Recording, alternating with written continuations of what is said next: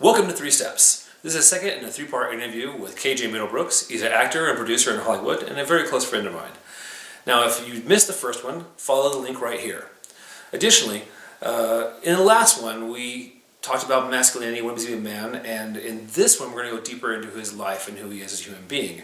So we're going to talk about truth, your truth, and how your truth is not necessarily somebody else's truth, and how learning that trick and learning that affected his life. We're also going to go into conversation about discovering yourself and how he discovered himself, because he went through quite a surprising arc. Additionally, we're going to talk about values and how you figure those out, what your personal values are. And once you do discover what your personal values are, there's that little pesky problem of having to be able to stand in your values.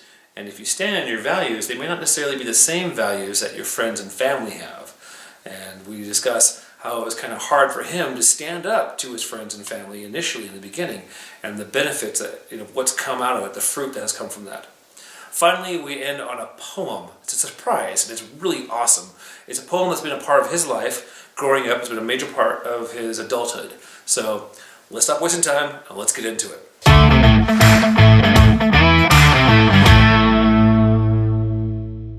Another nuance, definitely, of being a man is the stereotype is like being right as a manly quality, but there's something to, you can still be right and not have to tell somebody else that, your truth is not somebody else's truth, is the bigger picture of what I've learned.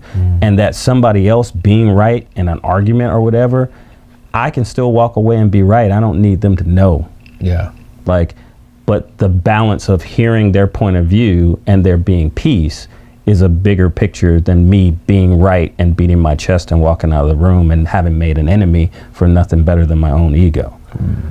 That's important. So for me, it was learning how to listen and be aware of myself in my listening. That would be something that I would try to give to my younger self, because definitely a lot of my issues with my mom and my sisters, I grew up with 2 older sisters who did mental warfare on me like every day, which I think definitely made me a stronger individual ultimately. But I feel like knowing how to listen is huge, and so many people don't know that they aren't listening, don't know they don't know how to listen, don't know the filters that they're putting up, that they don't even really hear what someone's saying or understand that somebody's coming from a totally different context. And that hopefully you can be a student of life and always be learning and growing with every conversation with anyone, anywhere, and pick your places to be right. For me, there's very few times to be right for the sake of being right. It's what are you trying to accomplish? What are we trying to get done?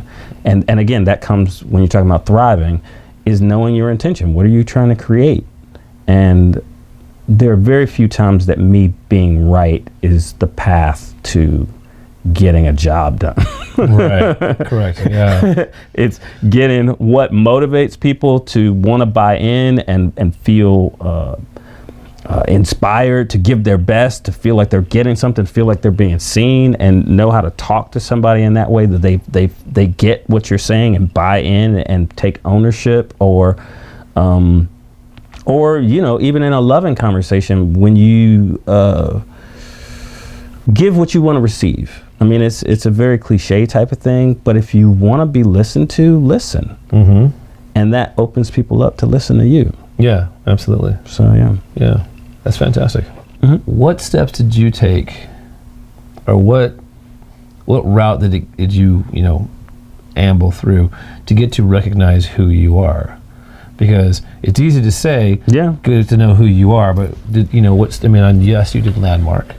Yeah. But what else? I took the long road. I feel like the long road. I feel like I'm a late bloomer in a lot of ways, but I'm grateful.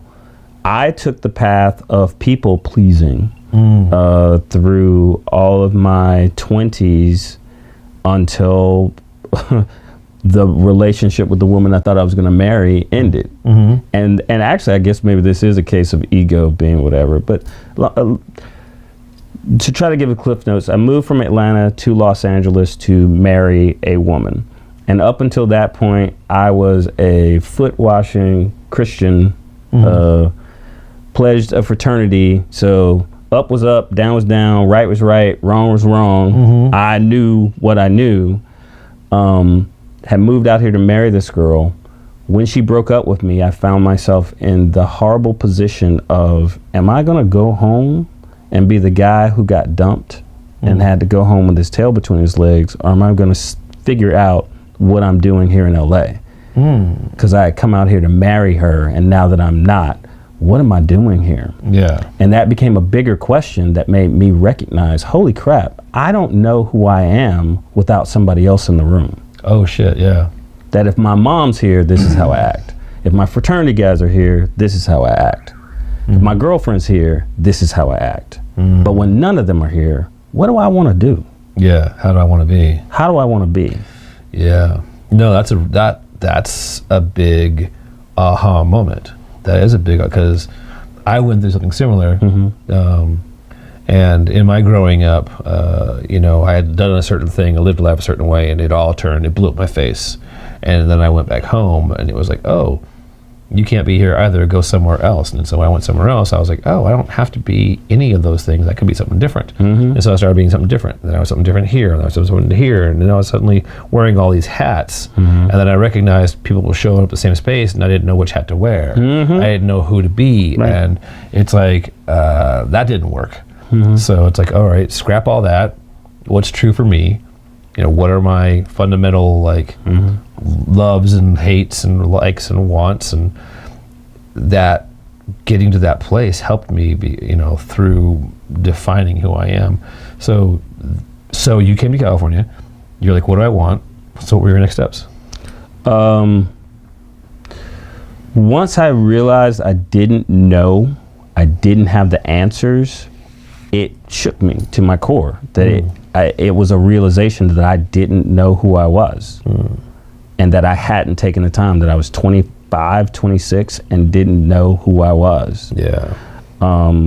That's about the 2 years before, similar. Yeah, I was 24 when that happened. But I was very clear that I wasn't going home, and I didn't want to step back into a situation where it would be easy, where I'd just go, all right, I'm around my family and my fraternity, so this is how I'm supposed to act, and I'm going to go on about my life. So yeah, I started exploring. Like I knew I knew I enjoyed artistic stuff. I guess I played it simple. Like I was like, what do I like? I used to base it on simple things like, what do I want to do today? Yeah. Like, let me do that, and let me see what that leads, and let me see who I meet, and let me see what that conversation did. So it started like that. So that led me to Burning Man. Being around performers, artists, musicians led me to Burning Man. Burning Man led me to a number of things, but inside of that, it opened me up just to the concept of self-development and the value of working on yourself, and it not being a crazy idea to get therapy or to have conversations about your feelings or emotions, or to take the time to figure things out, or to know when your answer is I don't know, and that I don't know is okay, but that means you should take some time to get the answer to I don't know. Totally, right. It's okay to say I don't know now, but still take the time to answer that. Don't just live in, I don't know why I do this. I don't know why I want this thing. Totally. And so being surrounded by people that were doing similar work and taking Landmark and doing things like that, I got tools that continued to build. And then for lack of a better word, it's just experience. You learn things and then you try them. And they work sometimes and they don't work sometimes. And when you fail, you pick yourself up and you try it again a different way. And you'll do it and fail and try it again a different way. Yeah. And it's rinse and repeat. And that's what it's been. That's what I've been. And that's what I'm still doing. I'm still, every day, I try things on. But I did feel like after, I'd say it took like 5 to 7 years of being on that path and actively, here's actually a big thing in terms of relationships. My biggest fear up until the girlfriend breaking up with me that I moved out here to marry was me showing somebody who I was and that person being like, ew, I'm leaving you. Right. So that was the whole purpose of the mask. And I had to realize that I was living in regret that she had left me, and I felt like I had never shown her who I was. And also, I didn't know who I was. Right, right. So I didn't even have the question to what I was going to show her. So for me, the aha moment was 5 years later when I felt like I had done work and had a sense of myself, and I was dating someone, and that person was like, I'm not liking this, which is the way sometimes women do. I'm not liking this, ultimatum, I feel like you should change. And I had a moment being like, no, yeah, this is who I am. Yeah. And if you're not digging that, thank you for letting me know. Yeah. That means we need to go different ways. Yeah. And for the first time, I had that experience, and I was on the other side of it, of being like, no, this is me. Yeah. So I need to be with somebody who wants to be with me. So this isn't bad. This is like great. Thank you. This is fantastic. This is right? fantastic. Yeah. We're not right for each other. You don't like me. So it flipped the whole thing, that instead of being scared of showing somebody, it was like, ooh, when I base it in that, it makes decisions easier. Because it's like, oh, you don't like chocolate ice cream. I love that. Yeah. So that means we're not good for each other. Right. Because I'm going to eat chocolate ice cream every day. So if you don't like my flavor, great. Yeah. And this is my damn flavor. So yeah, it took me about 5 years to decide what my flavor was. You know, you went through the go back home, be around the fraternity. Do I do these things? I'm assuming, and you correct me if I'm wrong, that you when you were wearing those hats in those places, you were also taking on their values. Oh, absolutely. So did you go through and figure out what your values were on your own, or was it like, oh shoot, I'm running into, I have to be around family and they hold this value and I don't believe that. How do I be? How did you? Oh, you mean once I get back around them? Mm-hmm. That was a longer process. Like, first, it was the process of recognizing when there was a value that I was running on there that wasn't my experience. That was a really hard thing to realize. Like, if I disliked a person, and kind of checking in on myself and going, why am I disliking this person? And recognizing, oh, this isn't based in my experience of them. This is based in some other thought. This is based in what I was raised, how I was raised, where I was from. Okay, don't trust white people. It was like, wow, let me actually take the time to get to know this person. But it took me, again, everything I just said, it took getting to that place of like, wait a minute, who am I? And if there's a I don't know there, because that's what basically showed up, why do I not like white people? I don't know. Like, I've just been always told to distrust. So, hey, let me answer that question. Yeah, exactly. Do I really? Is that really me? Well, let me get to know people on a one-to-one instead of painting with a broad brush. Let me get to know this person and get to know this person and finding out who they actually are. So yeah, I'm. And I want to answer your question. So what was the question? Well, basically, like, to nut it down, growing up, we make decisions based on things that are given to us, values that are given to us. Right. And you went through this finding out yourself process, and so you're creating your own values. And now when you go back around them, how have you been? Have you been able to present yourself with, hey, these are my new values? Or have you been like, do you still adapt? Or do you be like, no, that's not true for me anymore, and I love you where you're at, and what's up for you? The balance has been, because I live on the other coast, I do recognize when I step into someone's house and know what their values are, I still respect that, but I do still draw my boundaries of, if they're guilting me into a behavior or forcing me to do something that's outside of who I am and what I do. And I'm okay with no. Like, someone who will tell you no is someone you can trust. Hell yeah. And that's a core philosophy for me. So I have told my family no. I have told my fraternity no. I have told my friends no. I have told lovers no. it's finding that balance in the listening of what I'm a no to and what they're asking for. There's sometimes when I go home to my parents, or for a while, they would like, go over and talk to the old neighbor, Mr. Wilborn, because you haven't talked to him in 15 years. And now I might not want to do that, but I also kind of get in the big picture of, well, I'm visiting, I'm here for whatever. Is that really going to be too much skin off my nose for the next 30 minutes to sit down with somebody that I haven't talked to in 15, 20 years? And these are older people in their 60s and 70s, to make them feel good, to feel time. And I guess, again, it's listening. It's realizing that Mr. Wilborn's son had come over and visited with my parents. So this was now my parents making an offering back to them of, we'll send our son over. And I could be right and be like, I can do whatever I want, but also being like, well, I love my, So I guess it's a little complicated. It's finding the balance, but it's not until you know your values of where your hard lines are and where, hey, in this time, it's totally cool to go over and sit down and have a 30, 40-minute conversation with somebody. With friends, that has been more challenging because there are old friends that definitely still live in the mindset of, what we do here is cool, but when we get around my wife, it's something else. Or what we do, totally. And so for me, being an artist, and at the time definitely being a single man for a period of time, I did have to draw lines of, hey, you got to decide which side of the fence you want me to be on. If you want me to be around your wife and kids, great. I'll be around your wife and kids.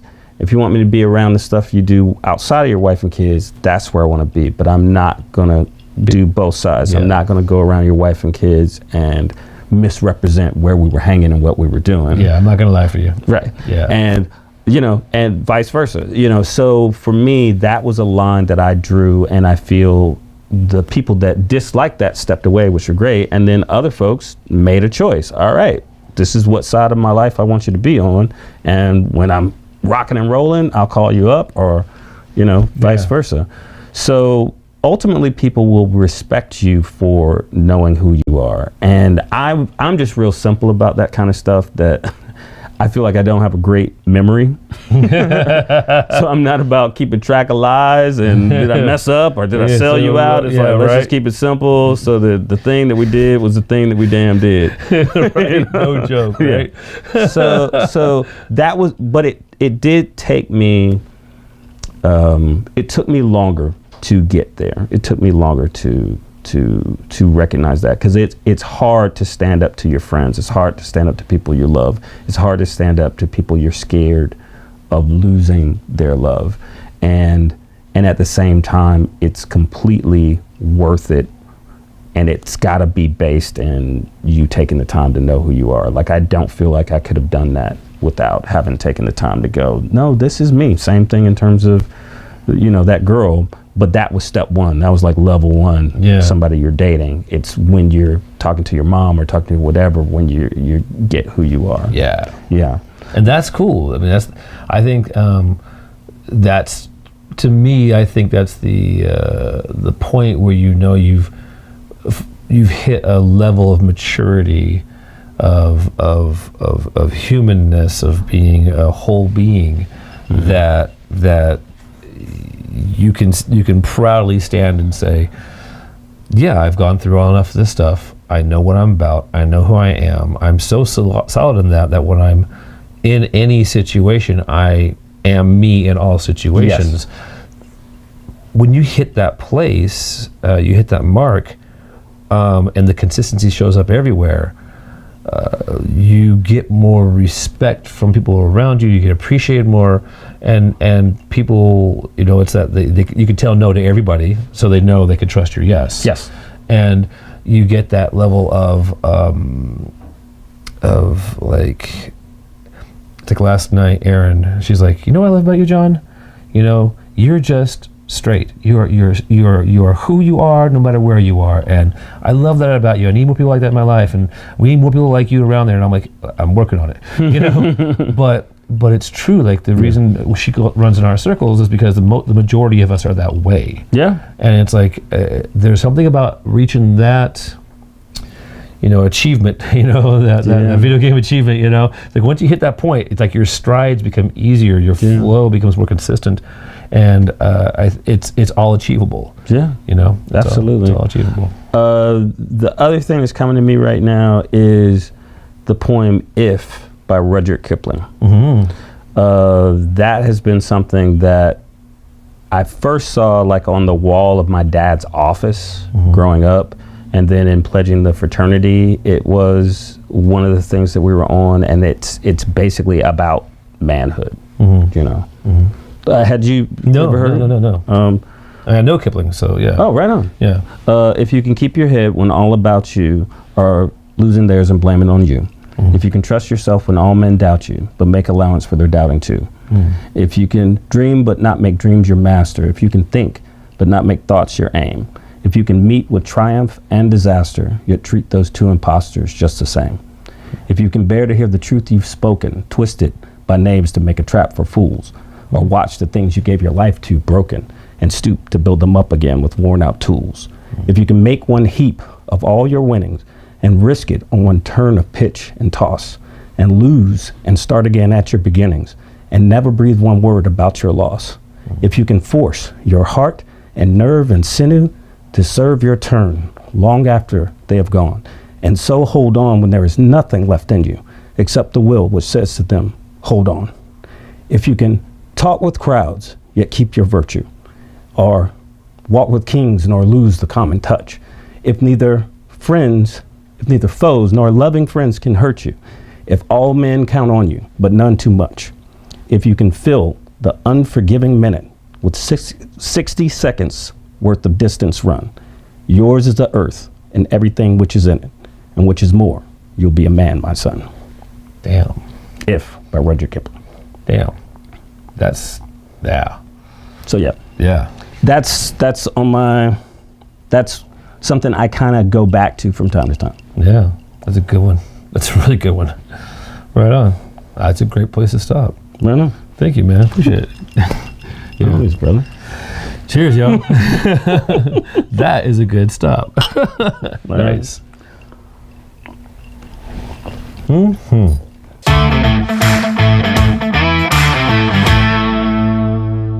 So thank you. I really appreciate the people that have been watching the video and following along with us. I hope you're liking what you're watching. I have lots more interviews with lots of great men, and I'm looking forward to us reaching our 100 subscribers. That's the first mark I'm going for. It's the first benchmark here. So be sure and subscribe.